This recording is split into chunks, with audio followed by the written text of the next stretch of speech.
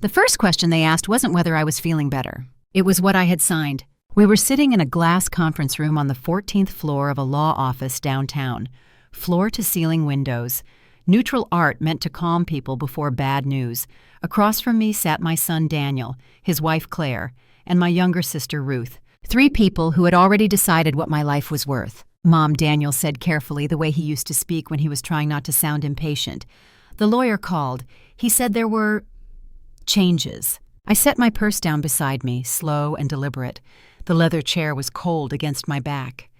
I had spent over 30 years in rooms like this, negotiating contracts, surviving layoffs, watching people smile while planning someone else's downfall. I recognized the posture, the tension, the fear dressed up as concern. I updated my will, I said, that's all. Claire leaned forward, hands folded neatly, her wedding ring catching the light. She always did that when she wanted to appear reasonable. But why now? After everything the family has just been through. Family. That word had been doing a lot of work lately. 3 months earlier, I had been admitted to the hospital with a mild heart attack. Nothing dramatic, the doctors said. A warning, a reminder. I lay in that sterile white room for 2 nights alone. Daniel had meetings. Claire was traveling. Ruth stopped by briefly, left store-bought flowers, told me not to stress. I didn't die, but lying there listening to the machines breathe for me, I realized something quietly devastating. If I had died that week, everything I built would have passed seamlessly into the hands of people who saw me as a transition period. What exactly did the family go through, I asked. My voice didn't shake. I had learned that skill the hard way. I was the one in the hospital. Daniel exhaled, irritation flashing across his face. Mom, don't make this difficult. We just want clarity. Ruth said her name was removed from the asset management section. Ruth's mouth tightened slightly, the way it always did when she wanted to appear wounded without actually saying so. I've only ever tried to help you, she said softly, especially after Harold passed. I was protecting you. I looked at my sister, 4 years younger, always better at telling stories where she was the quiet hero. When my husband died, Ruth had offered to help with the finances. I accepted. I was grieving. I was tired. I trusted blood. That was my first mistake. I don't need protection anymore, I said. I've taken care of it. The silence that followed was thick, heavy. I watched the moment land. The exact second they realized I was no longer standing where they expected me to be. Mom, Daniel said, lowering his voice. These decisions affect all of us. Claire and I are building a future. Ruth has sacrificed a lot. Surely you can see that. I smiled then, small, controlled. That's exactly the problem. Claire stood abruptly. You can't just... I said, cutting her off, and I did. I stood, picked up my purse, and walked toward the door. My hand rested on the handle, cold and solid. Oh, I added without turning around, you'll all receive copies soon. I suggest you read them carefully. There are surprises. When the door closed behind me, my heart raced, not with fear, with certainty. They thought this was revenge. It wasn't. It was preparation. If I trace everything back, it didn't begin in a law office or a hospital room. It began at my Thanksgiving table, 3 years earlier. The turkey was perfectly browned. The kitchen smelled like butter and sage and familiarity. I had cooked that meal in the same house for over 2 decades. I sat at the head of the table in Harold's old chair. Daniel sat across from me, Claire beside him. Ruth near the window, red wine already poured. We have exciting news, Claire announced, resting a manicured hand on her glass. We're thinking of buying a new house.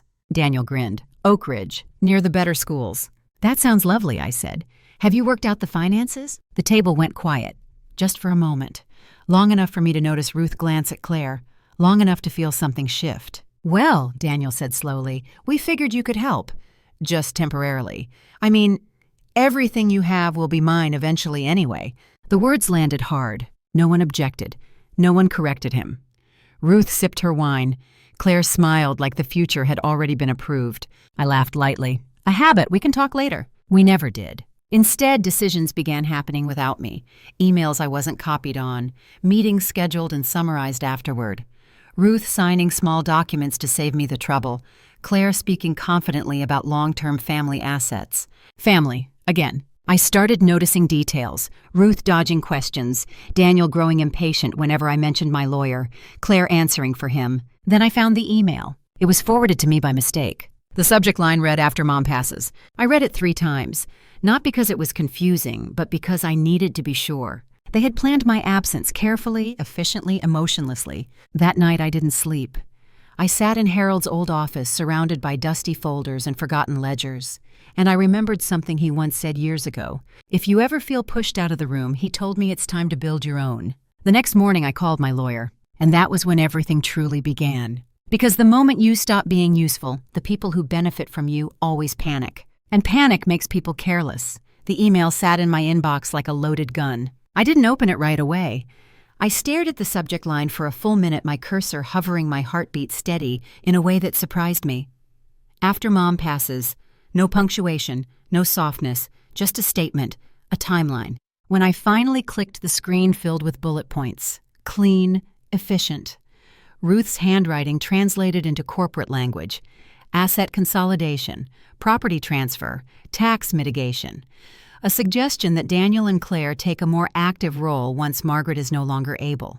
No longer able. Not dead, not gone, just inconvenient. I scrolled slowly, forcing myself to read every word. There was no cruelty in it, not overtly.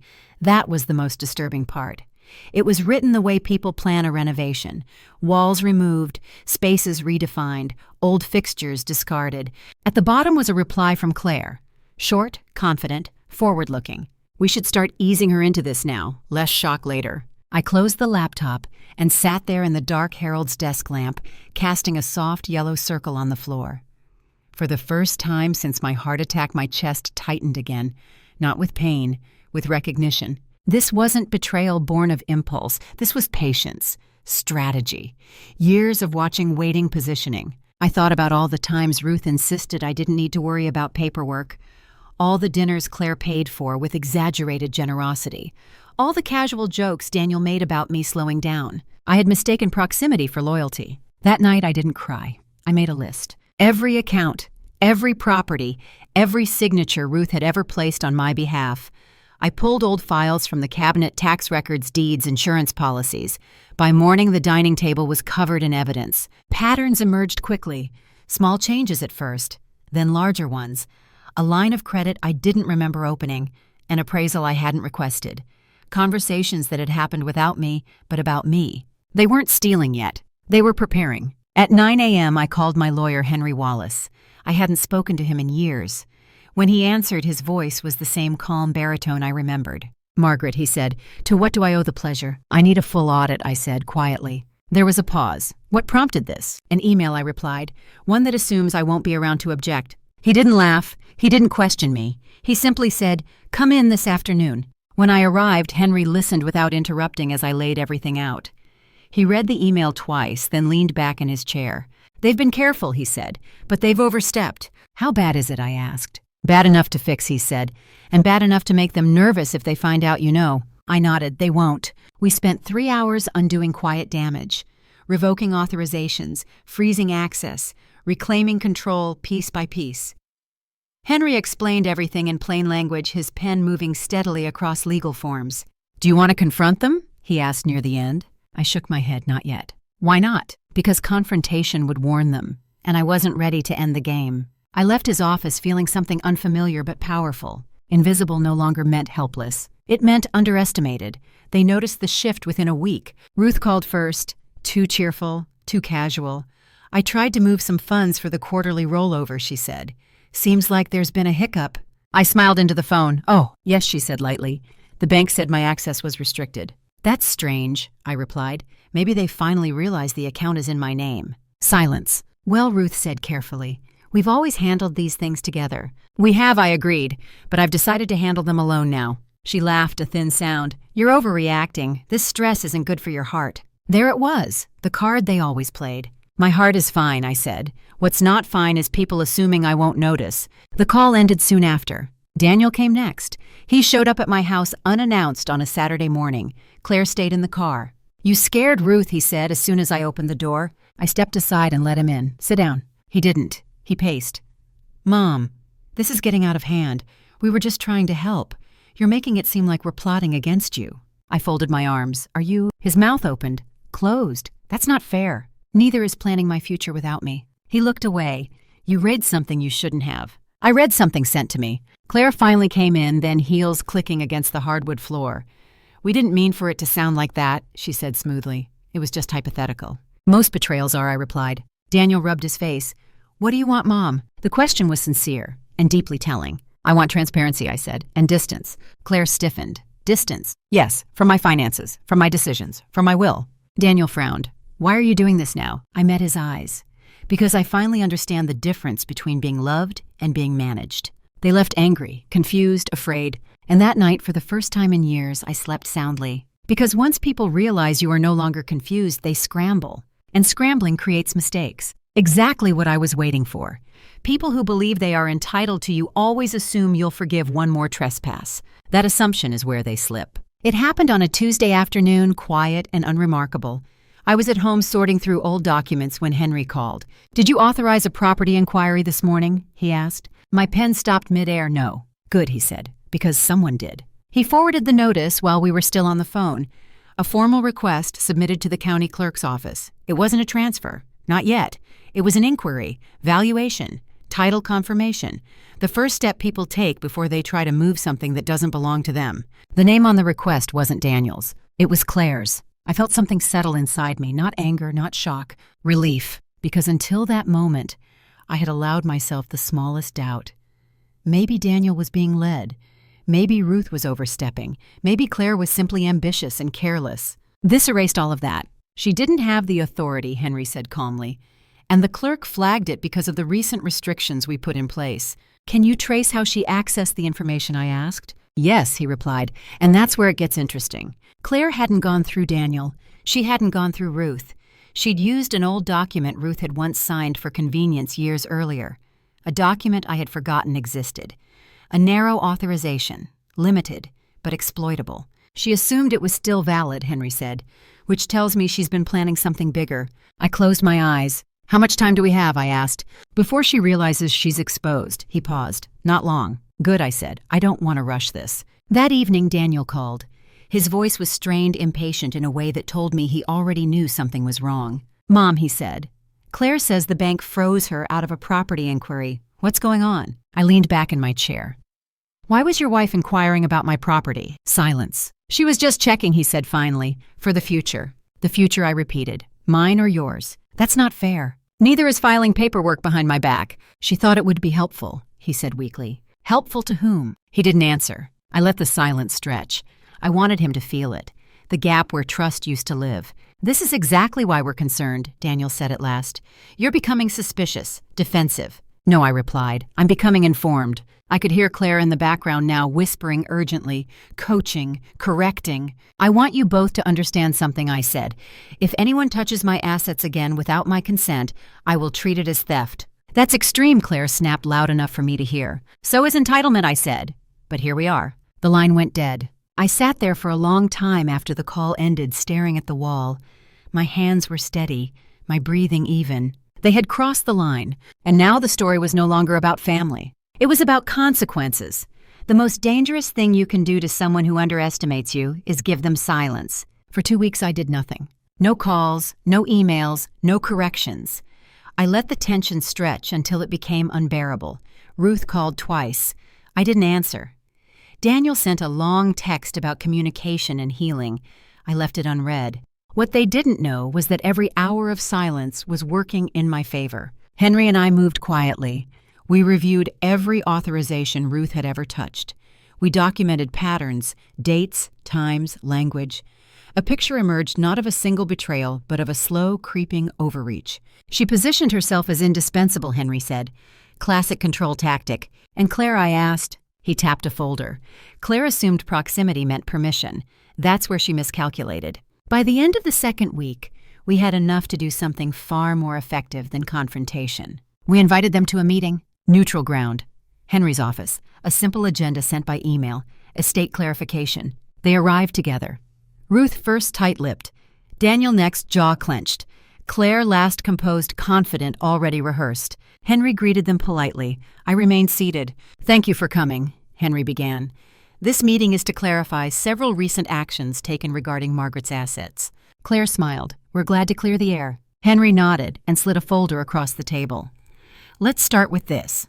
Ruth opened it, her face drained of color. Inside were copies of documents she had signed without full authorization, highlighted, annotated, dated, This is administrative, Ruth said quickly. Routine. Henry raised an eyebrow. Routine actions don't require retroactive justification. Daniel leaned forward. What is this about? It's about liability, Henry replied calmly, and intent. Claire crossed her arms. Are you accusing us of something? No, I said softly, speaking for the first time. I'm letting you see yourselves. Henry placed another document on the table. Claire's property inquiry. This was filed without consent, he said, using outdated authorization. Claire's composure cracked for half a second. Just long enough. It was exploratory, she said. No harm done. Attempted access is still access, Henry replied. The room went very quiet. I want to be clear, I said. I am not confused, I am not fragile, and I am not dying. Daniel stared at me, truly seeing me for the first time in years. Mom? I'm not here to punish you, I continued. I'm here to correct you. Ruth swallowed. What do you want? I stood then, slowly. I want distance, I said. Legal distance, permanent distance. Henry slid the final document forward. Revised estate structure. Independent trust. External oversight. Zero involvement from family members. Daniel's voice shook. You're cutting us out. I'm cutting out opportunity for misuse, I said. If you feel excluded, ask yourselves why. Claire stood abruptly. This is vindictive. I met her gaze. No, this is preventative. They left furious. They believed this was the end. They were wrong. Because they still thought the story was about money. They hadn't realized yet that the real reckoning was still coming. And when it did, it would cost them far more than they imagined. They didn't lash out immediately. That's how I knew they were scared. People who feel secure explode. People who feel exposed retreat, regroup, and whisper behind closed doors. For a while, I let them believe the meeting at Henry's office had been the final blow, that I had drawn my line, reclaimed my assets, and would now retreat into quiet retirement. That assumption was their second mistake. 2 weeks after the meeting, I received an envelope in the mail. No return address. Inside was a photocopy of a bank statement from nearly 8 years earlier, one I recognized instantly. It was from the period right after Harold died. The statement showed a transfer, a small one by most standards, but unmistakable. Funds moved from one of my accounts into another investment vehicle I had never authorized. Attached was a single typed sentence. You might want to look closer at this one. I sat at the kitchen table for a long time, the paper flat beneath my palms. I remembered that year clearly. My grief had been raw, unmanageable. I had let Ruth handle things because I couldn't even handle breathing some days. I called Henry. This is only the beginning, isn't it? He asked after reviewing the scan. Yes, I said, and someone wants me to keep digging. He exhaled slowly. If we open this fully, it won't stay contained. I know. Are you prepared for that? I thought about Daniel's face in the conference room, Claire's confidence cracking, Ruth's practiced innocence. I've been prepared for years, I said. I just didn't know it. Henry brought in a forensic accountant, quiet, thorough, the kind of woman who asked very few questions and noticed everything. Over the next several days, we traced transactions I had never seen, not large enough to raise alarms individually, but consistent, methodical. Ruth hadn't taken much at a time. She had taken steadily. She treated your finances like a long-term drip, the accountant said, just enough to justify her management fees. Fees I never agreed to, I replied. She knew you wouldn't look, the accountant said gently. Grief creates blind spots. By the end of the week, we had a timeline, transfers, investments, benefits that quietly flowed back to accounts linked to Ruth. This wasn't a misunderstanding. It was a strategy. I sat alone that night in the living room, the lights-off city glow filtering through the curtains. I thought about all the times Ruth had told me not to worry, all the holidays she insisted on hosting, all the subtle ways she had positioned herself between me and my own life. And I realized something else. Claire hadn't invented this. She had inherited it. The next morning, Daniel called. His voice was tight, cautious. Mom, he said, Aunt Ruth is very upset. She says you're accusing her of stealing. I'm not accusing, I replied. I'm confirming. That's a serious claim. So is betrayal, I said. He sighed. Can we talk, just you and me? I hesitated, then I agreed, because I knew what he was going to say, and I wanted him to say it. We met at a small cafe halfway between our houses, neutral territory. Daniel arrived early. His coffee sat untouched in front of him. He looked tired. Not rushed tired, not busy tired. The kind of tired that comes when something you believed without question starts to crumble. I spoke to Ruth, he said, as soon as I sat down. She says this is all being blown out of proportion. I'm sure she does, I replied. She says you gave her permission years ago, that you just don't remember. I stirred my tea slowly. Did she show you proof? He shook his head. She said it was informal. I looked up at him. Daniel, when have I ever handled my finances informally? He flinched. She's family, he said weakly. So am I replied. He rubbed his forehead. Claire thinks this is about control. I smiled sadly. Claire thinks a lot of things. There was a long pause. People chatted around us. Cups clinked. Life continued indifferent to the shift happening at our table. I found something, Daniel said quietly. I waited. An old email chain from years ago between Ruth and Claire. My fingers tightened around the cup. They were discussing contingency plans if you resisted, if you became difficult. I said nothing. They talked about me too, he continued. About keeping me aligned, about presenting things in ways I wouldn't question. Aligned. The word tasted bitter. Daniel looked up at me, eyes wet. I didn't see it. I swear I didn't. I know, I said, and I meant it. That was the cruelest part. He hadn't been the architect. He had been the bridge, the access point, the justification. They benefited from my trust, I said softly. And from your silence. He swallowed hard. I thought I was protecting everyone. You were protecting comfort, I replied, not truth. He leaned back, shaking his head. What happens now? I met his gaze fully. Now you choose. Between you and them, he asked. No, I said. Between denial and reality. He stared down at the table for a long time. I don't know how to fix this, he whispered. You don't, I said. You witness it. I stood, placed a few bills on the table. This isn't about revenge, I told him. It's about consequence. As I walked away, I felt something loosen inside my chest, a quiet release. Because for the first time, my son wasn't defending them. He was questioning everything. And that was exactly where the truth begins. Ruth didn't wait long after Daniel's doubts surfaced. She came to my house 3 days later unannounced, carrying a folder thick enough to suggest confidence.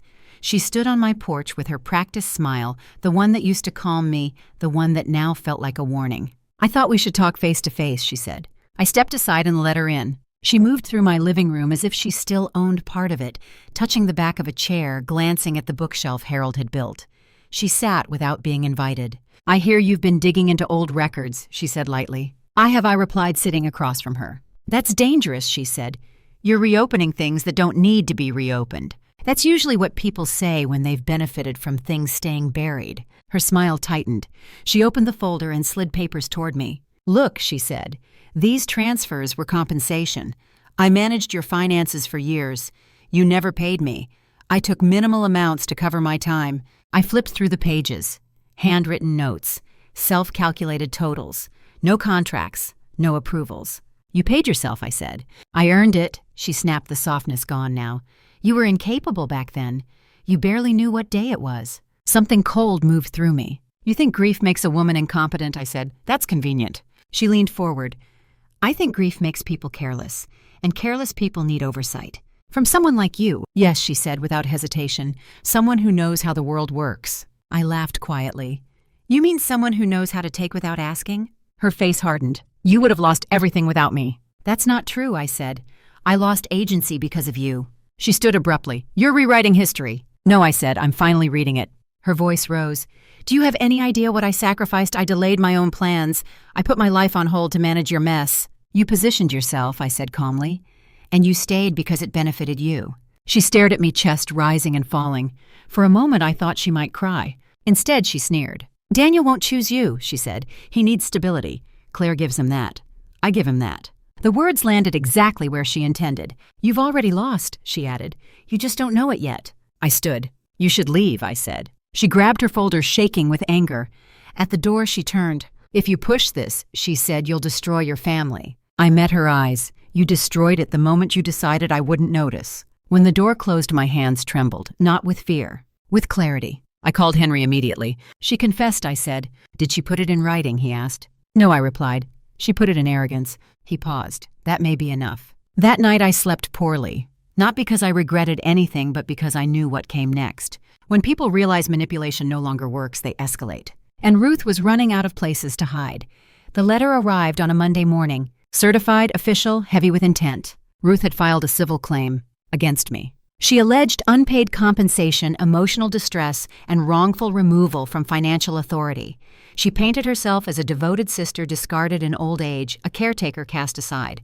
It would have worked once. I handed the letter to Henry without comment. He read it carefully, then smiled. She's panicking, he said, and she's made this public. What does that mean, I asked. It means discovery, he replied, and discovery is not her friend. The lawsuit triggered everything Ruth had been avoiding for years. Subpoenas, bank records, correspondence, transactions she never expected anyone to scrutinize. Claire called me that night. "We need to talk," she said urgently. "No," I replied, "you need a lawyer." Daniel came the next day. He looked hollow. "She dragged us into this," he said. "Ruth named me in her statement, said I was aware." "Were you?" I asked. "No," he said quickly. "But it doesn't matter what I say now, does it?" "It matters," I replied, "but consequences don't wait for understanding." Over the next weeks, the truth unraveled methodically. The forensic accountant found more than we expected. Ruth had diverted funds into accounts connected to a shell company. A small one, carelessly named, one Claire had helped establish. Claire resigned from her firm quietly. Daniel moved out of their house. Ruth's attorney requested mediation. Henry declined. "This doesn't settle quietly," he said. "Not anymore." The local business paper picked up the story when court filings became public. The headline didn't mention my name. It mentioned breach of fiduciary duty. Ruth stopped calling. One afternoon, Daniel came to my house again.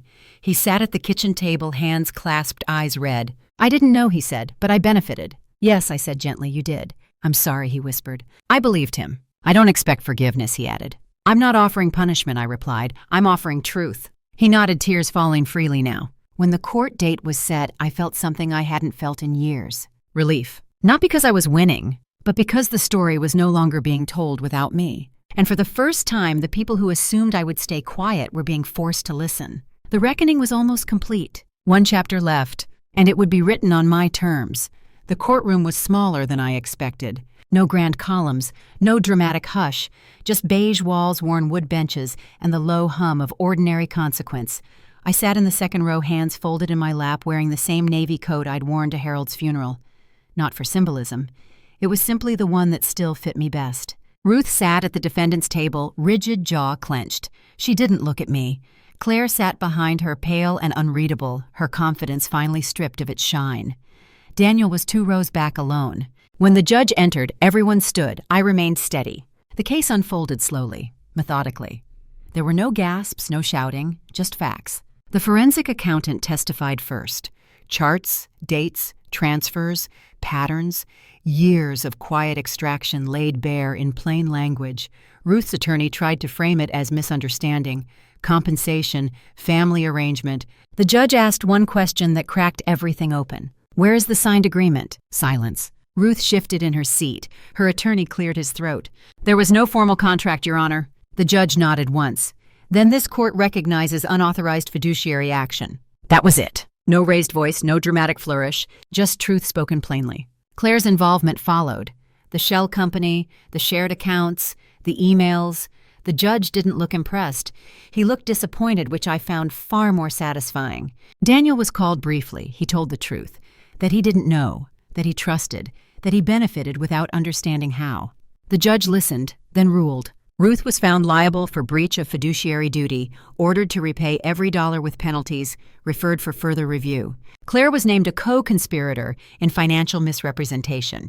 Civil penalties, professional consequences. The gavel struck once. It was over. No one turned to look at me. No one apologized.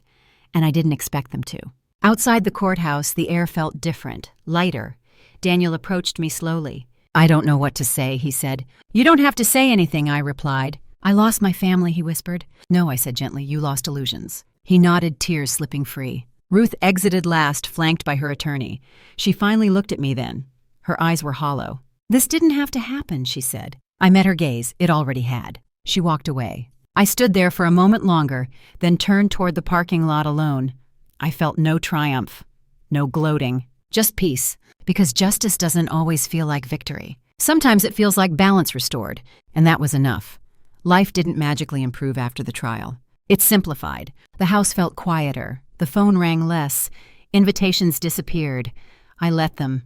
I sold the property I no longer wanted to maintain and moved into a smaller place overlooking a public garden where women walked their dogs and laughed without apology. Daniel called once a month. Sometimes we talked, sometimes we sat in silence. I didn't rush him. I didn't rescue him.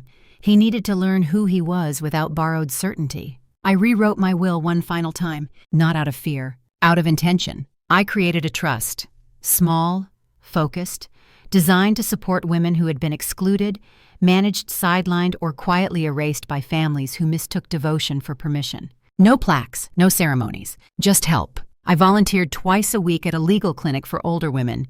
I watched their faces change when they realized they weren't imagining things, that they weren't forgetful, that they weren't wrong. One afternoon, a woman my age squeezed my hand and said I thought it was too late to matter. I smiled. It's only too late if you stay silent. On my birthday, Daniel sent a card. No money, no expectations, just 4 words. I see you now. I placed it in a drawer and went for a walk. The garden was in bloom, children ran past. An older woman sat on a bench reading Unbothered by the World. I sat beside her, breathed in the air, and thought about everything I had lost and everything I had reclaimed. Revenge isn't about destruction. It's about reclamation, about refusing to disappear quietly, about making sure the story includes you. If this story resonated with you, if you've ever felt excluded, managed, or erased by the very people who benefited from your silence, then this channel is for you. Like this story, share your thoughts in the comments, and subscribe for more stories where justice arrives slowly, painfully, and exactly on time.